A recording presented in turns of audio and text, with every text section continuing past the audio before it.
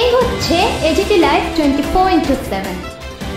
ये है as it is live 24/7। This is AGT Live 24/7। রবিবার রাত্রে আমরা শুনছি সকাল 7টার সময় যে হ্যাঁ পাওয়া যাচ্ছে সত্য খোঁজাখুঁজি করে এখনো যদি আসামিটা থানা আটকে হতে হ্যাঁ আমরা আটকে এসে হ্যাঁ আমরা থানা দিছি। আর আজকে আমরা খবর পাইছি যে এখানে একটা খোঁজ খবর পাওয়া গেছে।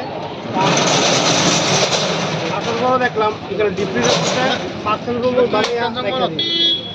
প্রথমে পুলিশের ভূমিকা কেমন আছে? আসলো ভালো আসলো। তারপরে আপনারা কি ডেপুটেশন দিয়েছিলেন? ডেপুটেশন নিয়েছি যাতে আমরা তাড়াতাড়ি আমাদের বাচ্চাটা পাই। প্রথম জিজ্ঞাসাবাদ করে কি ছাড়া দেওয়া হয়েছে? এর ছাড়া তো রাত্রে 1টার সময় এর বাপে এর মা ইয়ে আনছিল, পরে সকাল আবার 8টার সময় থানা গেছে। আবার গেছে না? তাহলে কবে পাওয়া গেছে? কালকে? গতকালকে রাত্রে? গতকালকে রাত্রে মানে এর যে খবর পাওয়া গেছে না এখনো দিবে এই ঘন্টায় 1-1.5 ঘন্টার মধ্যে পাইছি যে আমরা এখানে হ্যাঁ আছে। আচ্ছা আচ্ছা। এবার জীবিত আছে না মৃত এটা জানি না, এখন আয়া পাইছি যে মৃত। আচ্ছা, মাস থেকে এর নাম কি? মাস থেকে এখনো শিওর করতে পারি, তবে আসামি থানার মধ্যে আছে, পুলিশ তদন্ত করবো। যারা সন্দেহভাজন নিয়ে করেছে এর নাম কি? এর নাম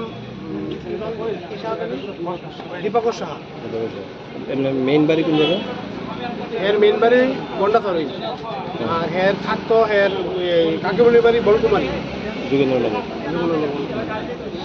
আচ্ছা, এর সঙ্গে কি এর বন্ধুত্ব আছিল না? এটা আমি শিওর করতে পারি। ডাইকে নিয়েছি বাইক বাড়িতে ডাইকে নিয়েছি, কে খবর পাওয়া গেছে না? ওতে হ্যাঁ ফোন করছে ফোন করছে আগরতলা কলকাতা থেকে এর জন্য গিফট আনছে, গিফটটা দেওয়ার জন্য রাখছে। মানে যেদিন নিখোঁজ হচ্ছে এদিন নিখোঁজ হচ্ছে এর নাম শরীফুল হাসান।